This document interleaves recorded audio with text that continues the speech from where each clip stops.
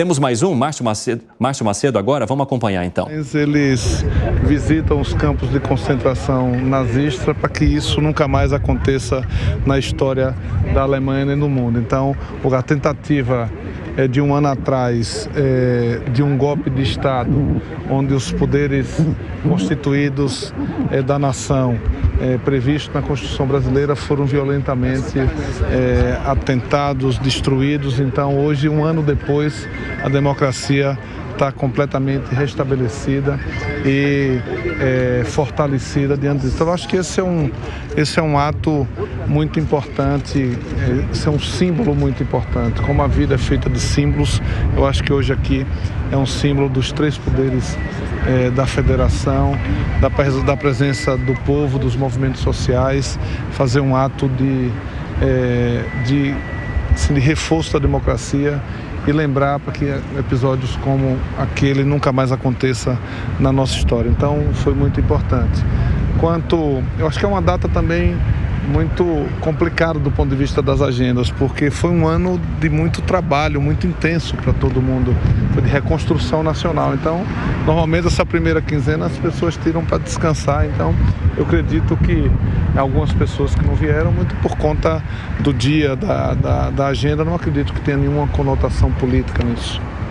Maravilha, ministro. Obrigada pela gentileza. Você acompanhou aí a fala de Márcio Macedo, que é chefe da Secretaria-Geral da Presidência da República, mencionando inclusive as pessoas que faltaram. Nós tratamos aqui, no 3 em 1 sobre governadores que não foram, algumas pessoas, o próprio governador do Distrito Federal, Ibanez Rocha, não compareceu ao evento, foi a vice-governadora que participou, e muitos desses políticos alegando um conflito de agendas. Alguns estão de férias, outros já estão viajando, já tinham viagem marcada e não puderam comparecer, e o presidente da Câmara, Arthur Lira, que participaria e faria um discurso, não foi até lá, segundo ele, porque teve problemas pessoais ali na família, problemas de saúde com os quais ele precisou lidar e que o impediram de participar desse evento pela democracia ali em Brasília. E aí o chefe da Secretaria-Geral da Presidência, ele está dizendo que ele não acredita que isso tenha algum tipo de conotação política, mas sim a ver com a agenda nesse início de ano, que é algo que acontece mesmo com as autoridades que participariam ali. Estou ouvindo aqui que o Bruno Pinheiro está preparado para falar com a gente mais uma vez. Vamos com ele então. Conta aí, Bruno. Evandro, ainda com essa linha de diversos nomes que não vieram, entre os governadores, houve uma representatividade do Senado Federal. Já na Câmara, Arthur Lira, como você muito bem disse, não veio, nem mesmo o vice-presidente número 1 e nem o segundo vice-presidente, ou seja, da Câmara dos Deputados, na mesa diretora, não houve essa representação aqui no evento, juntamente com outras autoridades.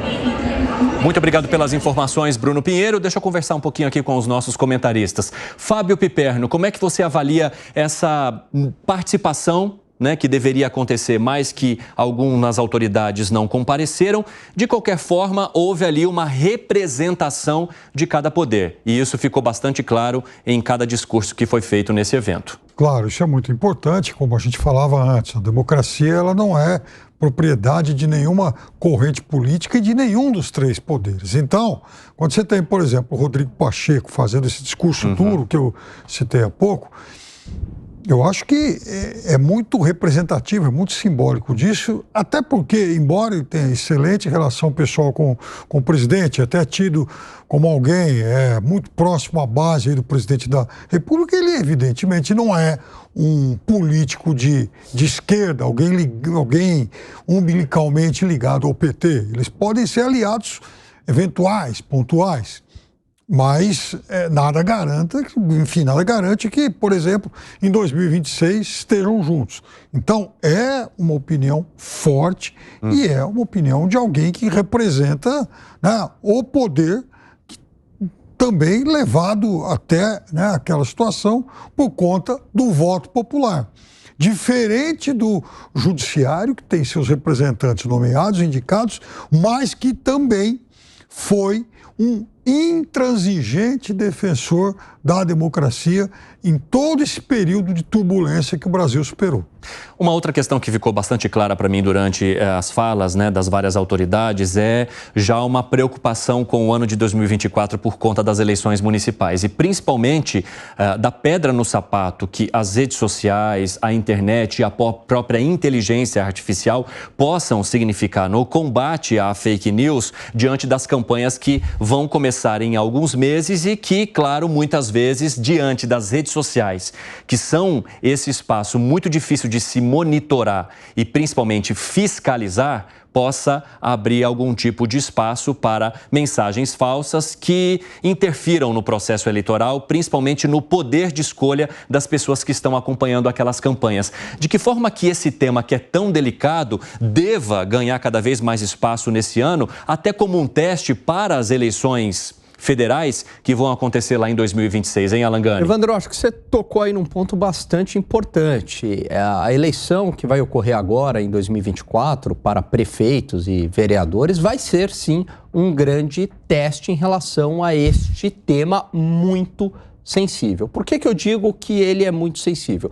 É claro que tem alguns temas, né, que todo mundo concorda que deva ser banido. Então, quando a gente fala em incitação a terrorismo, tráfico de drogas, pedofilia, aí não há discussão. Mas qual que é o grande problema? Até que ponto vai a regulação, né? Porque sempre há uma zona cinzenta. Então, quando a gente fala do uso da inteligência artificial para a fabricação de um fato mentiroso com a intenção de difamar, de caluniar determinado político, é claro que isso deve ser de alguma maneira coibido. Agora, e uma crítica em relação a um político? E a opinião sobre um determinado tema? Como é que isso vai ser classificado? Então, ainda assim que a liberdade de expressão ela possa trazer consigo, Evandro, algumas imperfeições, ela é ainda melhor do que uma censura prévia. Como é que a gente contorna esse tipo de abuso, né? Colocando aí entre aspas, da liberdade de expressão? Por exemplo, com uma punição severa daquele que utilizar a inteligência artificial para imputar um crime a uma determinada pessoa que é inocente. Uma forma disso, por exemplo, com a identificação com um CPF, mas jamais a gente pode flertar com a censura prévia. Censura prévia ataca frontalmente a democracia e a liberdade de expressão. Luiz Felipe Dávila, você tem bastante experiência com campanhas eleitorais. Nesse ano de 2024, com as redes sociais cada vez mais fortes e até o uso da inteligência artificial, qual que vai ser o desafio do candidato ao organizar a sua campanha e garantir que algo que possa depois trazer algum tipo de punição não aconteça com ele, porque esse protagonismo, embora ele tenha uma equipe gigantesca, está muito ligada à pessoa que está concorrendo ao pleito, né? É verdade, mas tem já existe uma grande punição. Aquele que usar de forma indevida a rede para acusar, difamar, cometer crime, mesmo se for eleito, vai ter um mandato cassado antes de assumir. Não tem punição maior, não tem autocontrole maior para um candidato do que saber, se for mal utilizada a ferramenta das redes sociais, ele não vai conseguir ocupar o cargo que ele disputou a eleição. Então, esse é um ponto importante. Agora, a questão da liberdade de expressão é fundamental. A liberdade de expressão é a mãe de todas as liberdades. Todas as liberdades derivam desta mãe que chama-se liberdade de expressão. Por quê? Vejam só, um regime autoritário pode ter liberdade econômica e continuar sendo uma ditadura. Nós conhecemos vários casos. Existem países que têm liberdade política e usam as eleições até como uma fachada para legitimar o mando, mas não tem liberdade de expressão. Agora, o que define uma democracia de um Estado autoritário? A liberdade de expressão. Nenhum regime autoritário tolera a liberdade de expressão. Então, essa é uma liberdade central, fundamental, aliás, garantida na Constituição brasileira com uma cláusula pétrea no seu artigo, inciso 4. E lá no inciso 4 tem uma coisa importante, Evandro, está escrito lá que a liberdade de expressão é irrestrita, mas não pode ter o anonimato. Portanto, ter uma legislação para acabar com o anonimato é uma forma de aumentar a responsabilização individual para aquilo que é dito, mas é garantir o que está no artigo 5º da Constituição, que é a cláusula pétrea. Você está falando daquela proposta de se ligar o perfil na rede social, na internet, ao CPF da pessoa, CPF da pessoa. Isso está correto, isso melhora o sistema. Agora, qualquer outra coisa que vai além disso não está garantido na Constituição. Nós vamos violar o artigo 5º, que é uma cláusula pétrea que não pode ser violada na Constituição. E aí eu gostaria de lembrar aos participantes do evento a frase do Ulisses Guimarães, que foi tanto citado hoje. Ulisses Guimarães falava uma frase fundamental.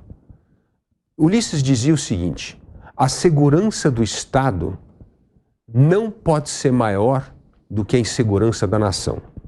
E a grandeza do indivíduo é maior do que a grandeza do Estado. Que o lema de Ulisses Guimarães sirva nessa discussão sobre liberdade de expressão no país.